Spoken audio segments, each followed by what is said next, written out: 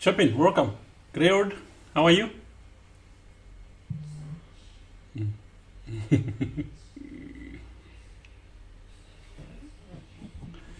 I'm seeing the English literal translation of that. Maybe Greywood can give us a translation.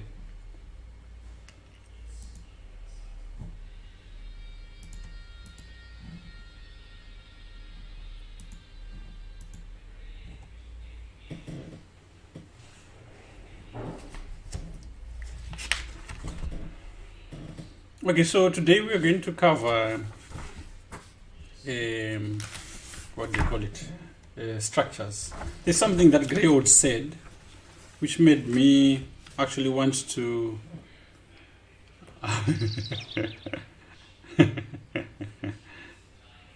So how are you? I hope so. I hope not a lot is lost in translation.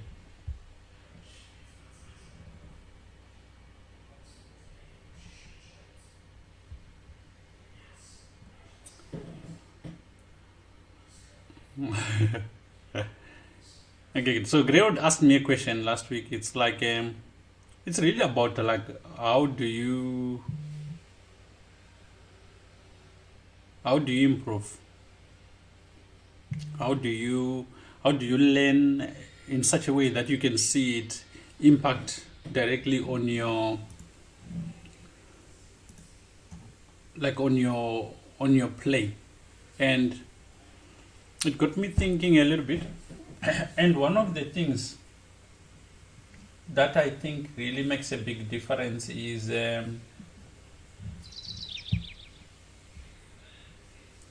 knowing structures. So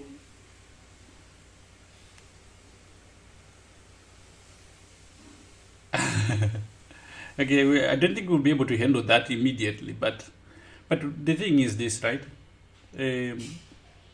In chess, there's a lot of structures. There's a lot of structures which you can understand and know. And once you know them, it's very difficult for you to make mistakes in them because you know exactly how to deal with those structures. One of those structures is, let's say, for argument's sake, let's say d4, d5, c4, c6, knight c3 takes on c4, e4, e6, or let's say e3, e6, bishop c4. And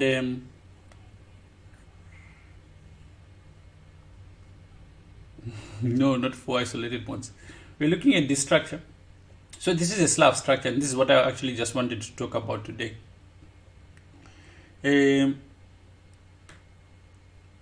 It's like a Queen's Gambit structure, and it can arise in many different openings. It can arrive out of the Queen's Gambit, it can arrive out of the Slav, it can arrive out of the Caro-Kann, and in various ways. And anyway, what you need to know is that this structure exists and how to deal with it, and that's much more important. And usually what happens is by just taking on c4, this position allows white to gain control of the central control fairly easily. And the philosophy that Black is working on is he's going to try and attack this central dominance with either c5 or e5.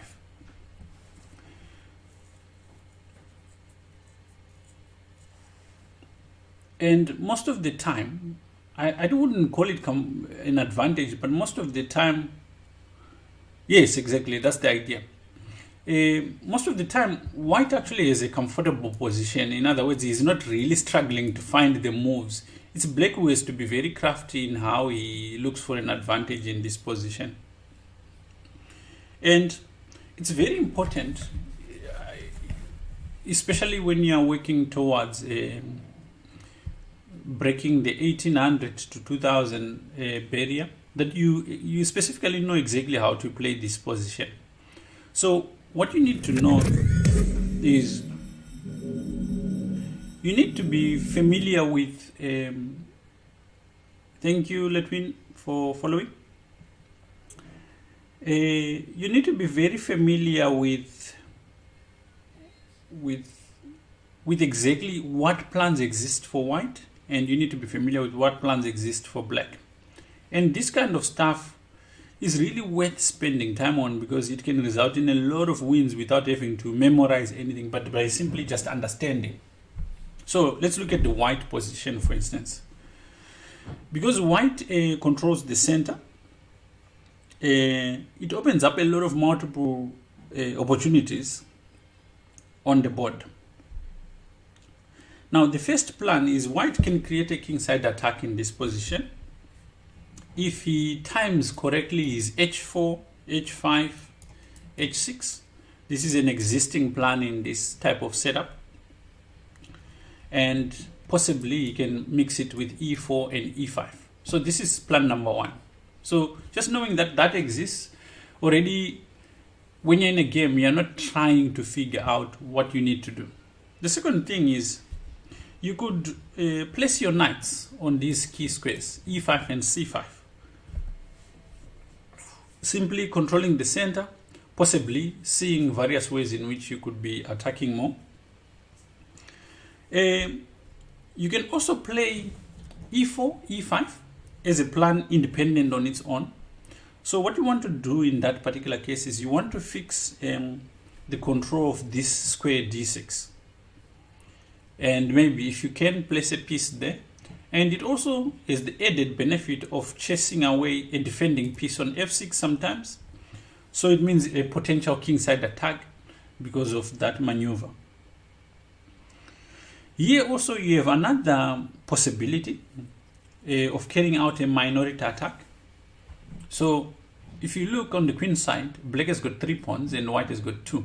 So normally these pawns can go a4 and b4 and then b5, attacking these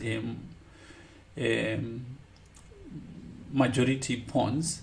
And because you have more space and open lines, you can put your pieces to put pressure on these pawns. So that's one possible plan, which is kind of like your fourth plan. And then the fifth one is you can gain space with b4. Not necessarily to play b5, but to prevent c5, which is a necessary break for black usually. It's more like in the Karo-Kan when you play f4, playing f5 to kind of put pressure on the king side. So b4 kind of works the same way. Okay, so having laid out all of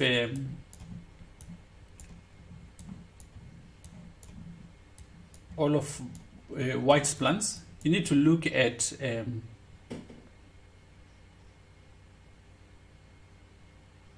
yes, if you don't do it correctly and you don't do it on time or at the correct moment, you can give black the opportunity to play a5, and you can make it awkward because most of the time you can't actually maintain that pawn on b4. So as you will see, I think in the practical games there is details to it, but in general you can have a big picture of what needs to be done. So let's look at the black side. So black's main objective is to dispute white's center. So that's the first thing to understand. And you want to transform the structure. And this can be achieved in many ways. So the first idea that black has is play for a break in the center by pushing this pawn to c5. And probably obtaining a symmetrical position. You can imagine if you push c5 and white takes on c5, you have the same type of pawn structure.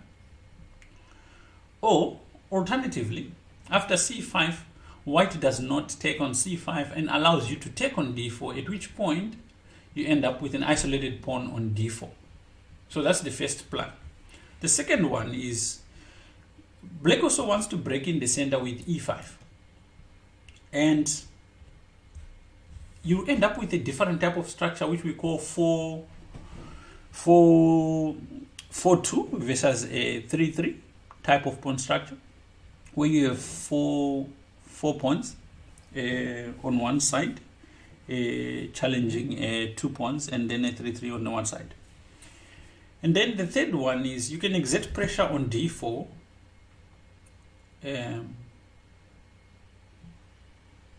the moment e4 gets played. So you can play to put pressure on this pawn as much as possible, so that it's difficult for white to maintain this pawn on d4. And then lastly, you can disrupt white's center by playing a move like f5. This is equivalent to, I don't know if you've seen also in the Caro-Kann when black plays b5, is preventing or undermining c4 that he can, so that he can place maybe a piece on d5. So this is a possibility.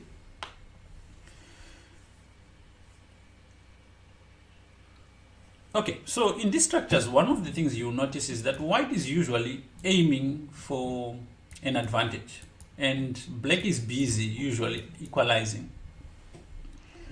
And most of black's plans are actually aimed. Yeah. And in some cases, f5, if you don't understand, I mean, most of these plans are very valid in this structure, but you need to mix them with understanding. Of course, that's why we will look at the games, because just pushing pawns can be dangerous, obviously. Okay, so now if we critique these plans, I mentioned a plan of blacks, which is putting pressure on d4. That plan rarely works in this structure. If you have as your plan, let's say, trying to undermine d4 after e4, usually that plan doesn't work. Because usually for white, d4 can easily be defended. There's a bishop which can come to e3, there's a knight which can come to f3, there's a queen which can go to d2, a rook which can come to d1. So that plan hardly ever works. And mostly white players know when to play e4 and when not to play e4, and when it looks dangerous. And the plan which normally gets achieved in these structures, if you sample the games and look, is the plan where black plays e6, e5.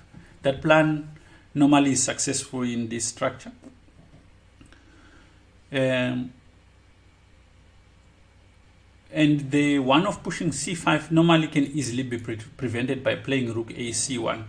So that's very important to know. Black may place a knight on d5. This is an outpost for black. But this knight cannot usually compete with a knight either put on e5 or a knight put on c5, because the one on d5 can easily be chased away with e4 if it's necessary.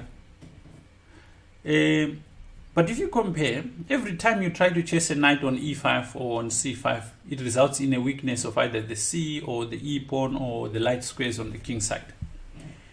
And black cannot easily push these pawns. Now, the first game we're going to look at is a very good example of white's attacking chances, especially on the king side, and we'll see how that goes. So remember, there's two things I want you to really try and understand. The first one is what the chances are like for white when the structure works for him, and then the advance h4 and how it normally works. So the game we're going to use is an Aronian game, and it starts with knight f3. So we're not going to dig into the opening that much. So it's a structure like a Catalan against d5, and after rook a d1 we get this move c6, and we've got the structure I was talking about. So normally when players are weaker, they are not even aware of what we are talking about. They are not aware of what structure is there and how to play against it. And before he played c6 here, just... Hey, Chess Master Ruan, welcome. Black didn't have the c6 structure as the only structure that was available to him. He could have played knight takes f4, and after g takes f4, bishop d6. And we would be looking at a completely different structure as, in opposition to what happened in the game. Because in this structure, after e3, there will be a balance. White could perhaps use the g file to attack, but he has some structural weaknesses, and this is a completely different game.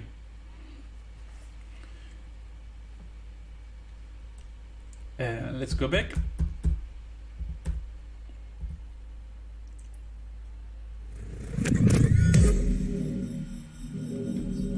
Hey, welcome Yudi. So in the game, bishop g2 and c6, and we've got this structure, which is the structure which we were talking about. Okay, so after c6, white realizes, okay, his structure is not being damaged, so he puts the bishop back to c1, and this is a difficult move to do or to carry out most of the time because it's a backward move. But here, it's fully justified because regardless of where the bishop is, it's actually fully developed anyway. And you avoid this damaged structure, which could occur after knight takes f4. So after bishop c1, knight a b4, he had an alternative here to take on c3, and after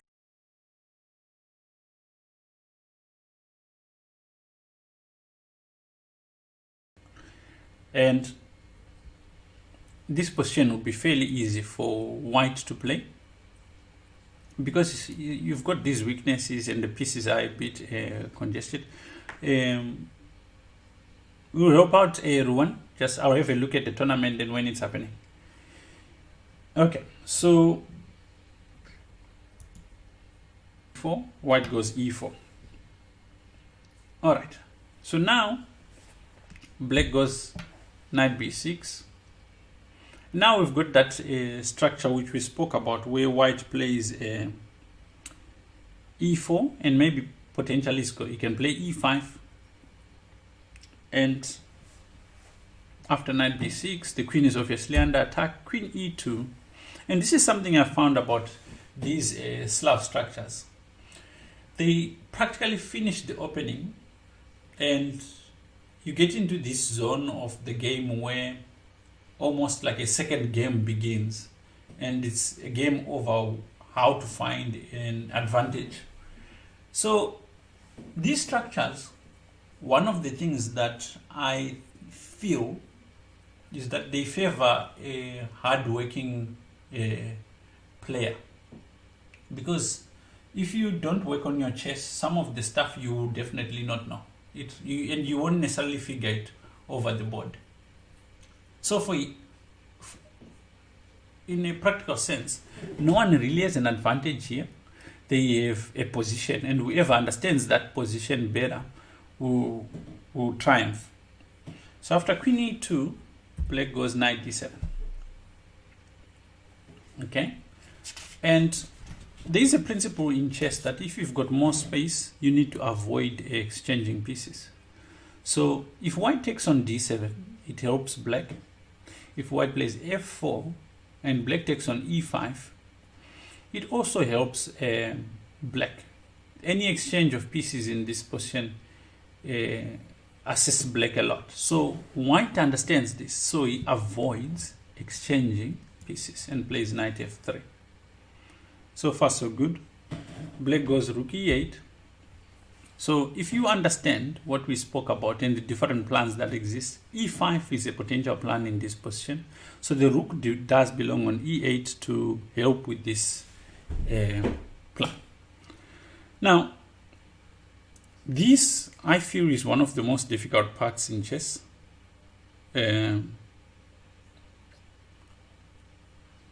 And being a tough point, I would like to ask you, what would you do?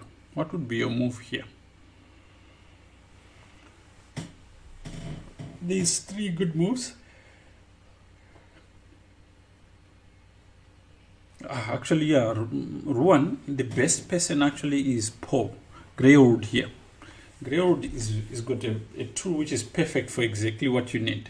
And it will get much more exposure. And we will be able to cover it, I think. But definitely Greywood is one of our mods here. He is the right guy. Yes. Hey, Tough, thank you. Welcome. Okay, so what's the move here for white? It's not an easy position, but you need to attempt.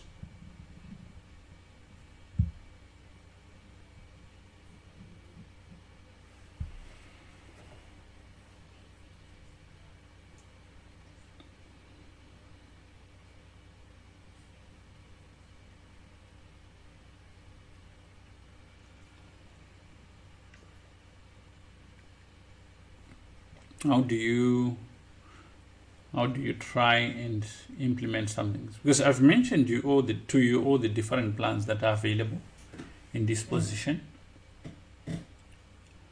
So it's just a question of like how do you carry them out? Which one do you choose and why?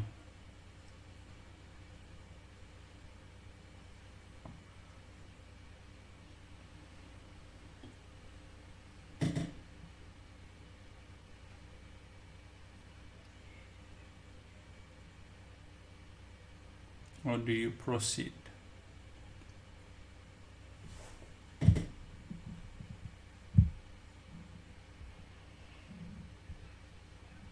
I've got a feeling that with Dinaf and Captain Bet not here, you guys are going to struggle.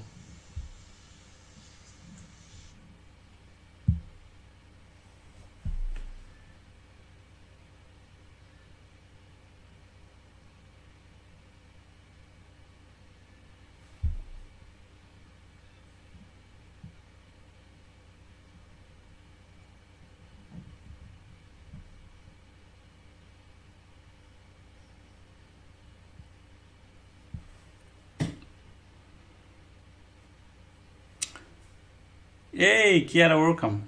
D5 to open up the position. So that would be the wrong plan.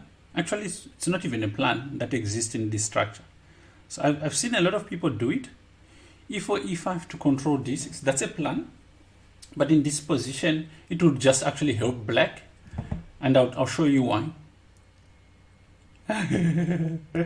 You go E5 and then suddenly black has got this square. He actually is the one who's going to benefit. So you play knight b6 and then take advantage of this square. Have faith.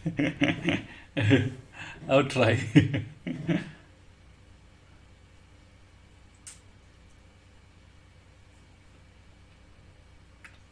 I'll try.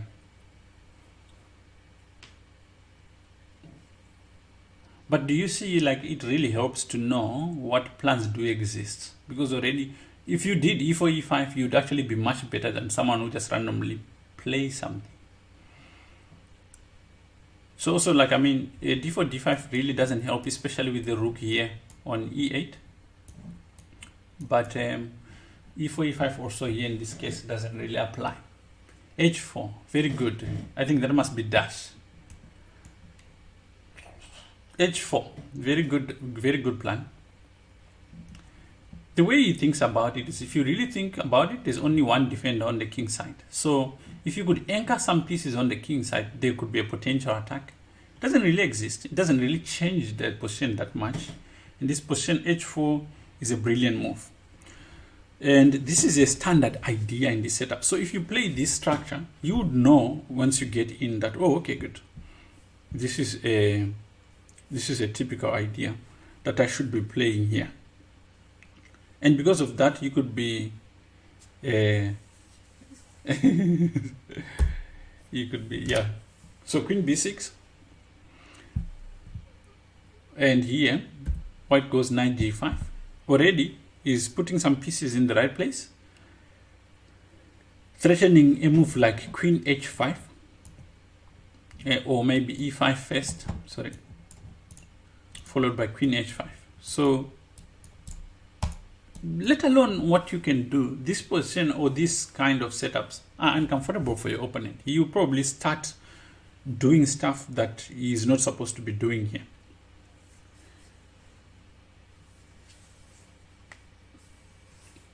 So black goes h6. Okay, so here the next part, yes, Ruan, we can stream. I just don't know about that date. We need to check on which events we have. We've got a few events lined up for September. Maybe now is not the best time for me to answer you, so I need to look first. So after h6, what does black do? I mean white. What does white do after h6?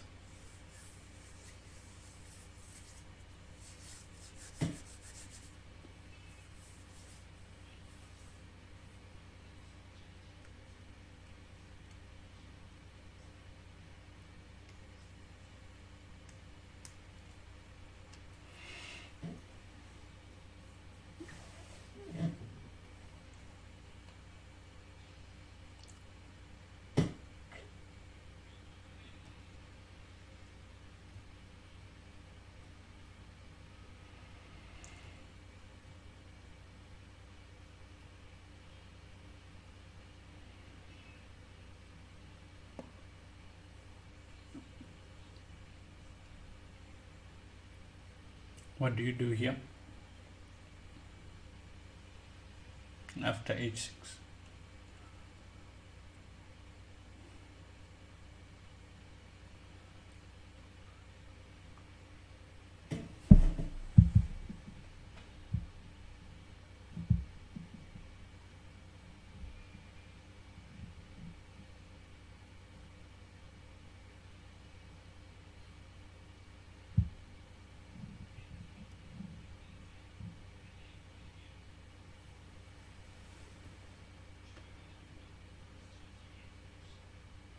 The grey will help with that, Ruan.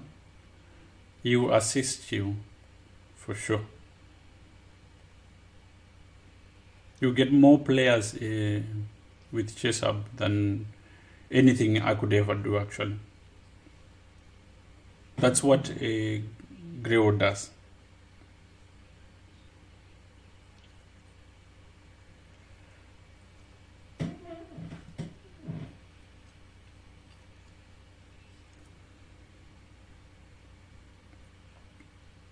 What do you do here?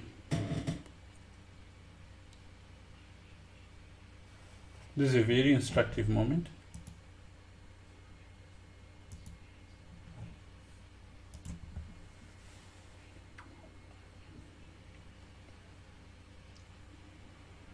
Thus you're right that it's some sort of sacrifice, but where and how?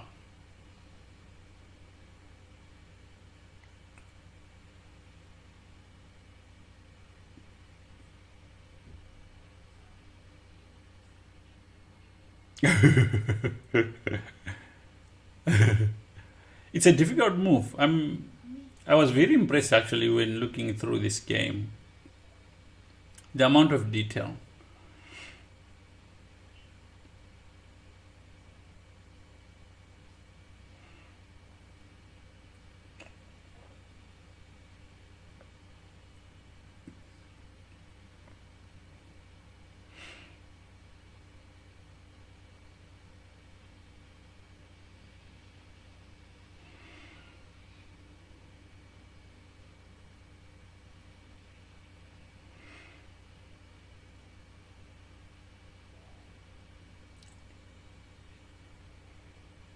Okay, so I'm going to help here because even the mighty dash fell off. Rook h1, and it's a unique sacrifice. Black plays bishop f8.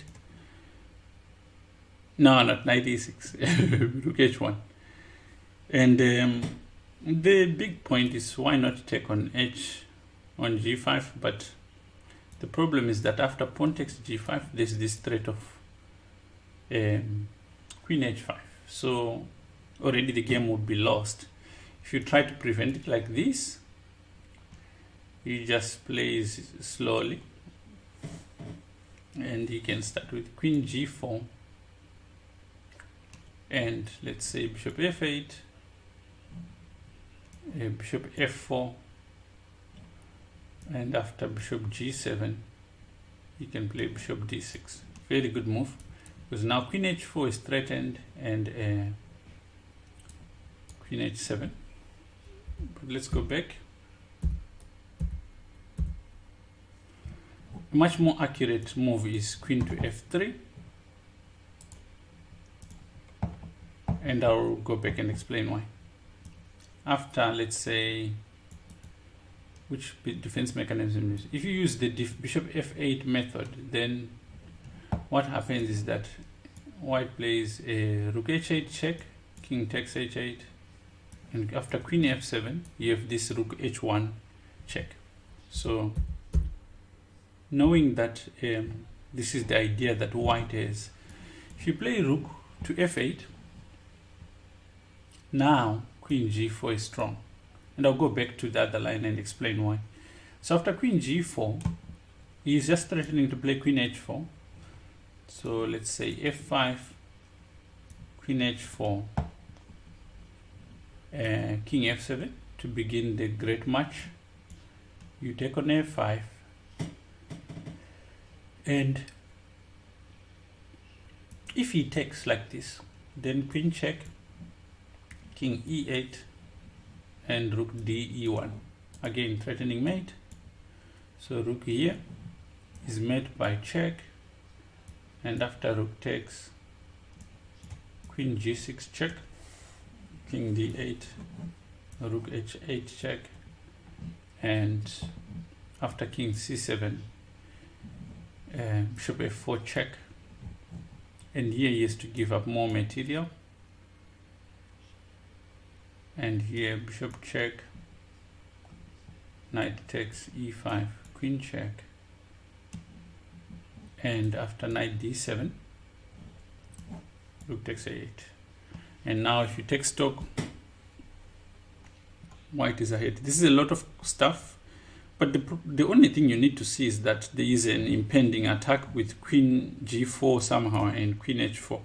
Now the problem with queen g4 immediately is that after bishop f8, say bishop f4, bishop g7, bishop d6, here black has an ingenious way of defending. So you can go e5 first, and let's say if you go for queen h4, then after knight f8 you've got nothing. If you take with the bishop, the king takes, there's no check, there's no mate. If you take on d7, what you're doing is you're just recovering a piece, and after rook a d8, black is very active, because now queen c7 is forced, and after queen c7, bishop c7, you've got a very long game ahead of you where you're better, but it's not so easy to convert. So that's why after rook h1, he didn't take on g5. Instead, he played bishop f8. White continued with e5, and black went f5. White goes queen to h5. And here is the exact position you really don't want your opponent being in, where he's the one threatening mate and you've got nothing. So here, after rook e7, what does he do? If he wants to increase his attack, he's made progress, he's really getting into the position, but it looks like black has defended everything. How do you carry on your attack?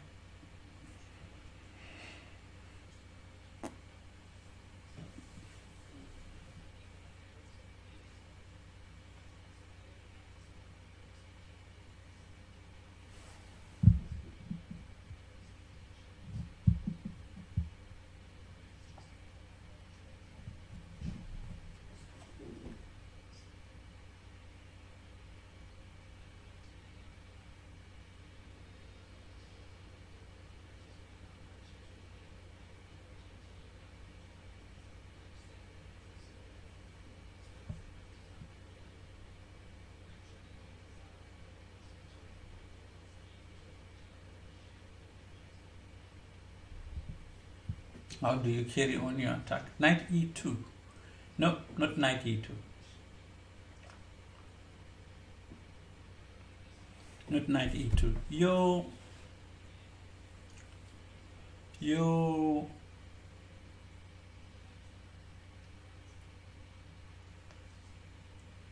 Oh, knight e2, knight f4. Okay, no, but not that. It's too slow. Okay, Kiara, well done. Queen g6. That's a very good move.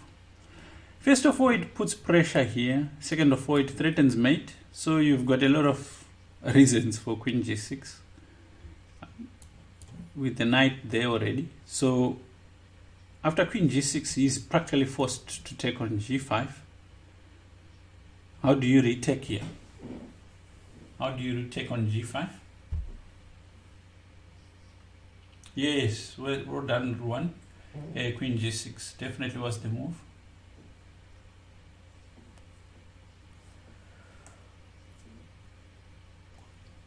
He takes on g5. How do you retake on g5?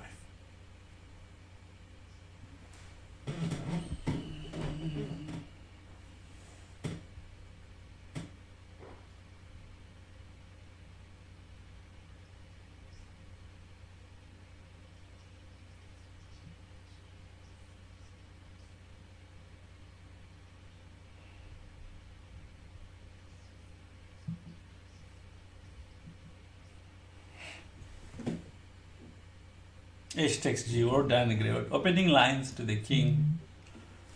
And after HG5, C5.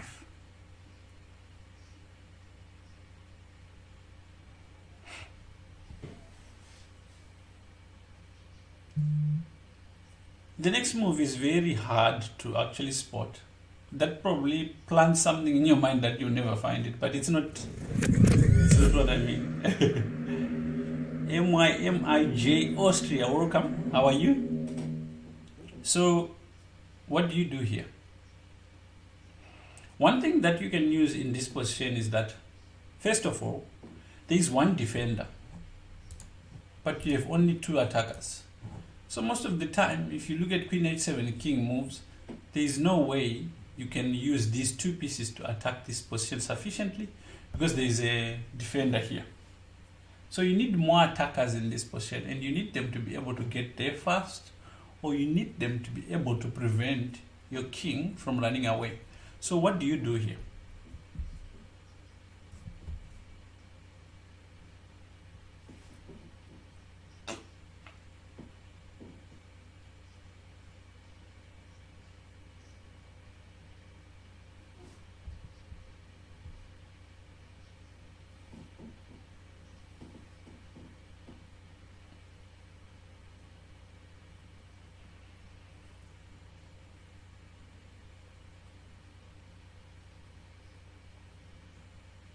Well done, Great. Oh, Great is on fire. Knight b5. After knight b5, there is this threat of putting a piece on d6. Again, remember this structure we mentioned is a potential structure that exists in this position.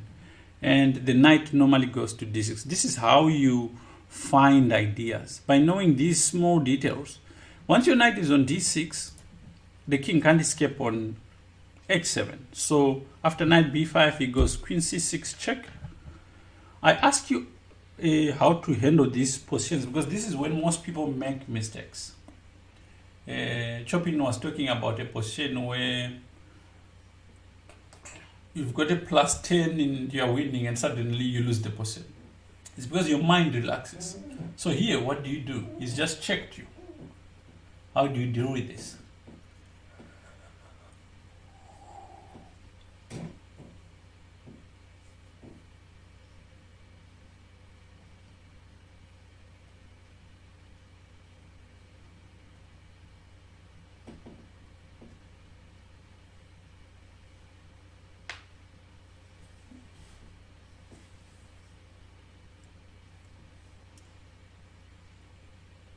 What do you do? What do you do?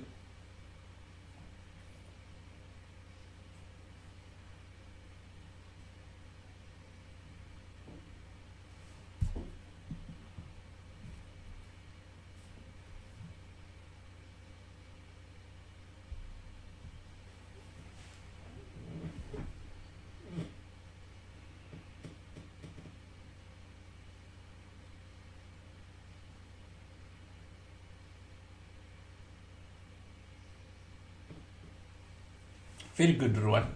Just f3. You cover the check and you are ready to execute your mating idea. You could start with queen check and followed by knight d6 and it would be mate. So after f3, he takes on d4. What do? You have to conclude this game.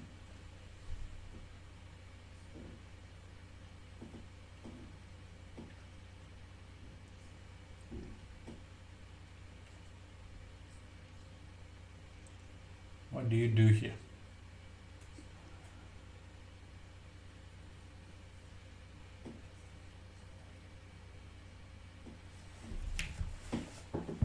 What's your move? There's still room for error.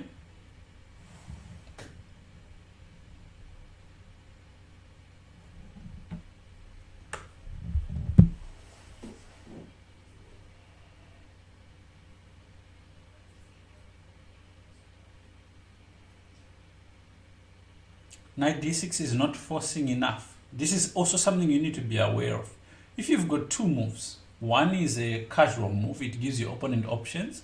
One is a forcing move. You need to look at the forcing moves first. Very, very important.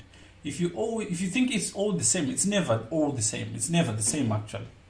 That's the one thing which will really make you a very dangerous player is if you evaluate the forcing moves first. So knight d6 is not a forcing move. It's a good move, but it's not a forcing move.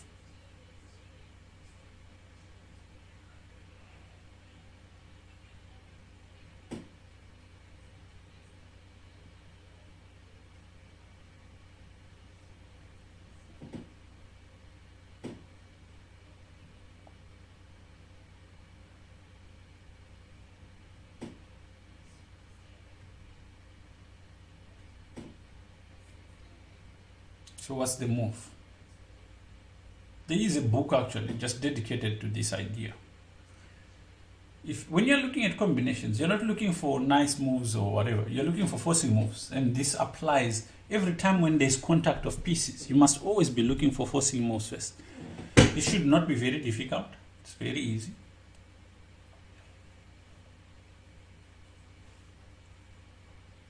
Very good. Queen h7 check, followed by king f7. Very good. And knight d6 check. And here it's game over. So he resigns. He has to give up his knight, otherwise it's checkmate. And this is it. So there's something that you learn if you read a book called A Sorcerer's Apprentice. And it's about writing stuff that you have learned out of every game that you watch. So in this particular case, we can have some remarks over what occurred and what the conclusions are.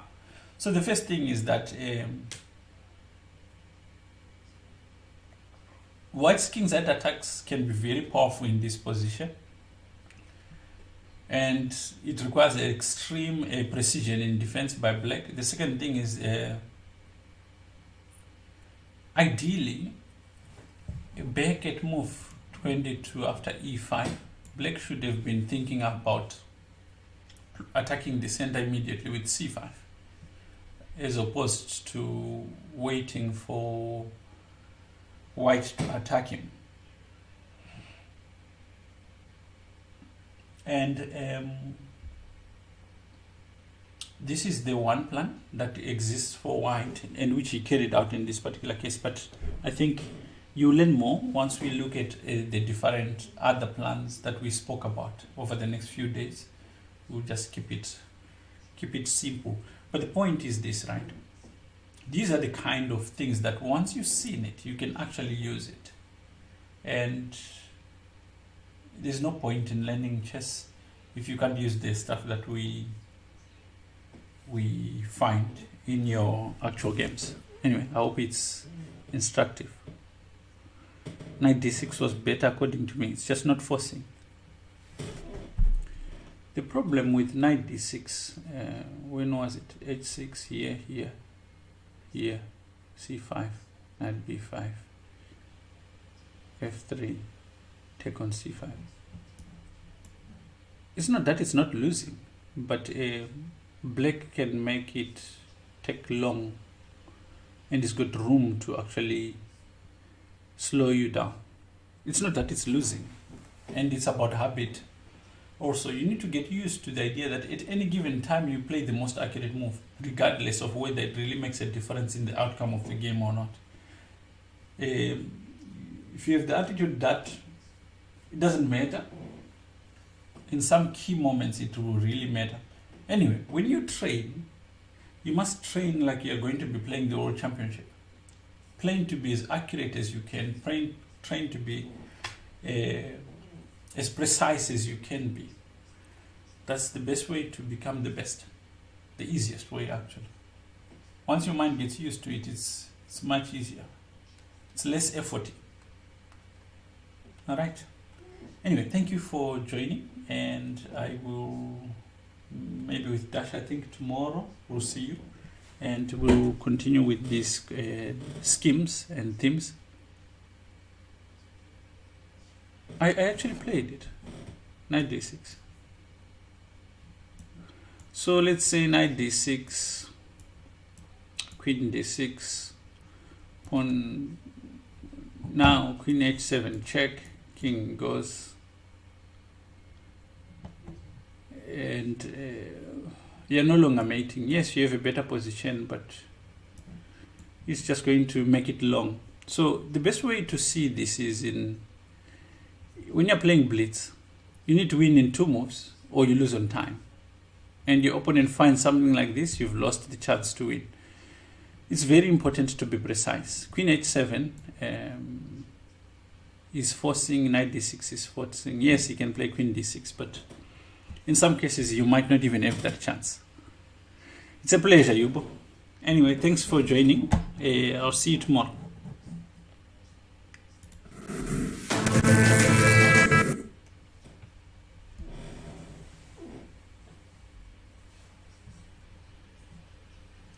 See you guys.